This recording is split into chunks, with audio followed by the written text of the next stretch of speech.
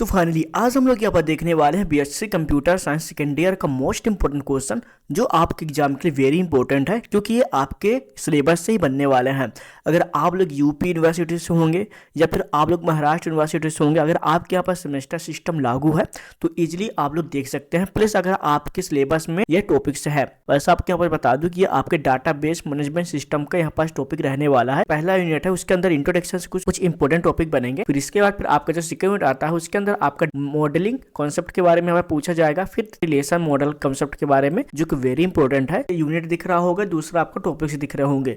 तो बस इन्हीं टॉपिक्स से इंपॉर्टेंट क्वेश्चन बनने वाले हैं, तो आप लोग पूरा लास्ट तक बने रहिएगा। हम एक एक करके पूरे डाउट को हम लोग यहाँ पर क्लियर करने वाले हैं।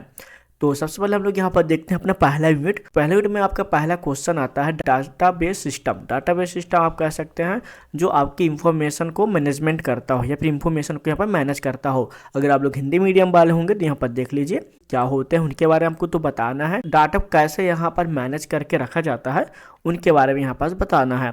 फिर आपका दूसरा आता है, दूसरा क्वेश्चन कंपेयर एंड कॉन्ट्रास्ट, यानी कि आपका जो फाइल सिस्टम को डाटा सिस्टम के साथ कैसे यहाँ पास कंपेयर या फिर तुलना किया जाता है उसके बारे में आपके यहाँ पास बताना है। यानी आपका जो फाइल और यहाँ पर डाटाबेस सिस्टम होगा इनके बारे में आपको यहाँ पास बताना है।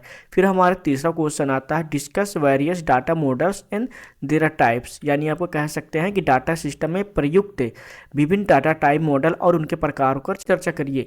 यानी आप जो डाटाबेस सिस्टम है उनके कौन कौन से इंपॉर्टेंट मॉडल्स हैं यहाँ पर यूज किया जाता है उनके बारे में आपको बताना है। फिर उसके बाद फिर हमारा चौथा क्वेश्चन आता है डाटा स्कीम्स के बारे में। डाटा स्कीम की आपको परिभाषा बताना है, साथ में यहाँ पर डाटा सिस्टम के जो यहाँ पास उदाहरण हो गए ये सब आपसे पूछा जा सकता है। तो ये आपका चौथा क्वेश्चन होगा।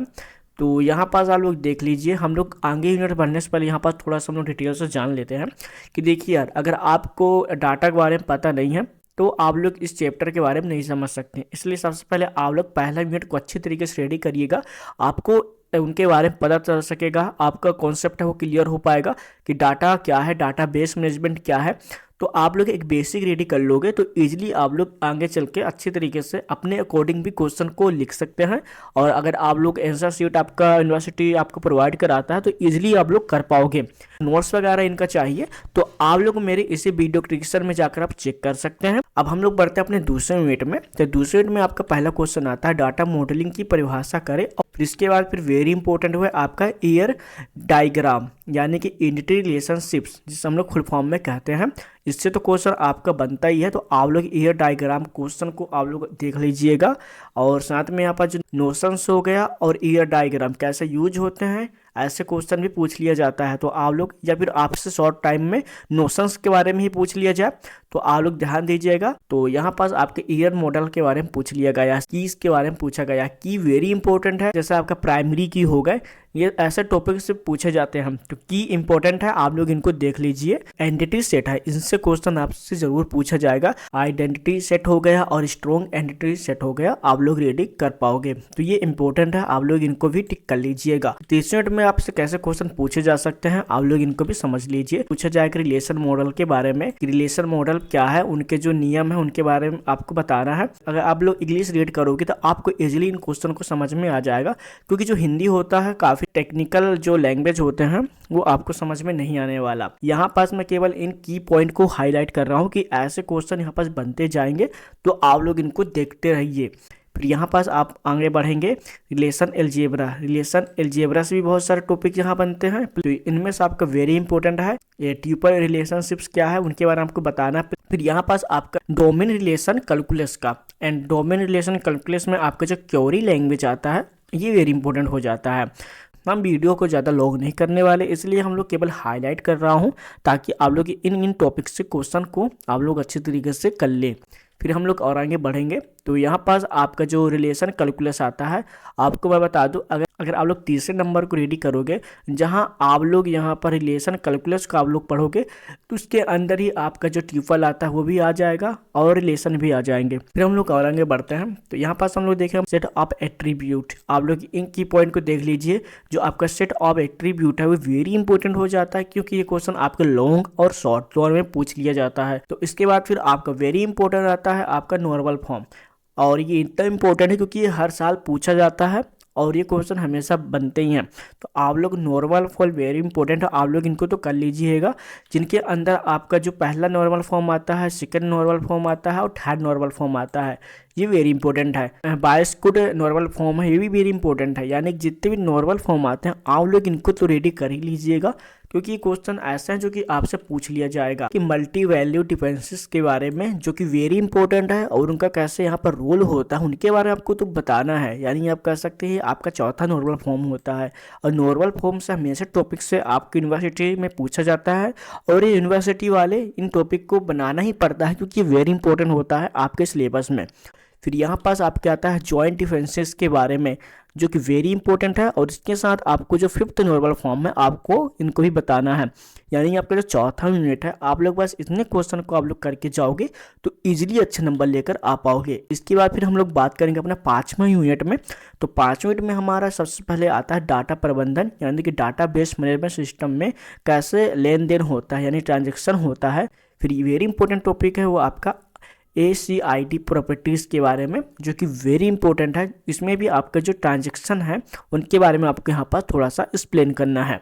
तो हम लोग यहाँ पर देखेंगे अपना 6वां यूनिट, जहाँ हमें एक्सक्यूएल क्वेरी के बारे में पढ़ने को मिलेगा।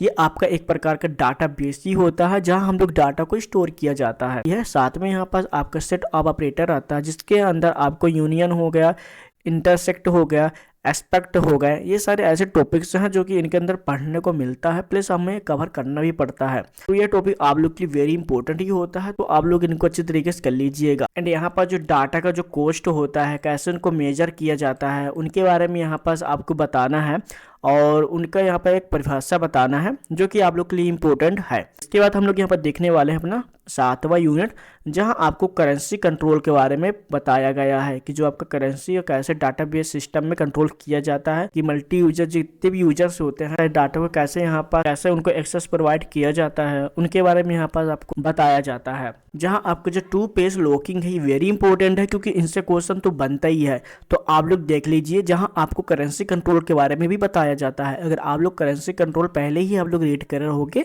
तो आप लोग इजीली इनको कर पाओगे। और कुछ क्वेश्चन यहाँ पर ऐसे पूछ लिया जाएगा कि 2PL क्या होते हैं, तो उनके बारे में ये देख लीजिएगा। यानी कि कहने का मतलब ये है कि क्वेश्चन घुमा फिरा कर पूछा जाता है। एंड इसके बाद फिर यहाँ पर आपका आता है करेंसी कंट्रोल, इस टाइपिंग के बारे में बताना है। अगर आप लोग करेंसी कंट्रोल को रीड किए रहोगे तो इसके अंदर जितने भी सब टॉपिक होगा आप लोग इजीली कर पाओगे। तो यहाँ पास हम लोग देखेंगे अपना 8वां यूनिट, तो उसके अंदर पूरे डाटा सिक्योरिटी के बारे में लेकर कहा गया है, क्योंकि आज के टाइम में जितनी भी टेक्नोलॉजी बढ़ते जा रहे हैं वहाँ डाटा का काफ़ी ज़्यादा यहाँ पर यूज हो रहा है, लेकिन वहाँ हैकर्स भी होते हैं जहाँ आपके डाटा को लीक भी किया जा सकता है। और डाटा इतना इंपॉर्टेंट होता है कि आपके जो डाटा बेस में जो भी डाटा सेव रहते हैं उस डाटा से ही रीड करके बहुत कुछ आपके बारे में इंफॉर्मेशन निकाल लिया जा सकता है। तो डाटा आप लोग के लिए वेरी इंपॉर्टेंट है। ये आपका एक बोनस टॉपिक्स होता है, जहाँ आपको कॉन्सेप्ट ऑफ रिस्क के बारे में यहाँ पास बताया जाता है। एंड इसके बाद फिर यहाँ पास आपका और भी आते हैं डाटा बेस एडमिनिस्टर हो गई, तो आप लोग 8वां वीडियो अच्छी तरीके से कर लीजिएगा। एंड इसके बाद फिर आपको जो डाटा है और इंटरनेट में कैसे डाटा को वहाँ पर पहुंचाया जाता है, इंटरनेट में जितने भी डाटा है उनको कैसे यहाँ पर सेफली बचा कर रखा जाए, ताकि आपका जो डाटा हो कभी यहाँ पर लीक ना हो। यानी कि जितने भी डाटा होते हैं ज़्यादातर यूज आपके इंटरनेट में होता है, जैसे आपका फेसबुक हो गया, गूगल हो गया, यूट्यूब हो गया, उनमें वो क्या है डाटा फीड है, वो भी कौन से डाटा आपके इन्फॉर्मेशन। अगर आप लोग कोई भी टॉपिक्स आप लोग इंटरनेट में डालते हैं वो आपके एक डाटा बेस में सेव रहता है, फिर डाटा बेस से आपके सर्च इंजन में आते हैं। तो आप लोग BSc कंप्यूटर साइंस के स्टूडेंट हैं तो आप लोग प्लीज़ चैनल को लाइक सब्सक्राइब कर लीजिएगा, और भी हम लोग अलग अलग टॉपिक्स वीडियो लाते रहेंगे। तो चलिए मिलते हैं नेक्स्ट वीडियो में, जब तक के लिए जय हिंद, बाय बाय।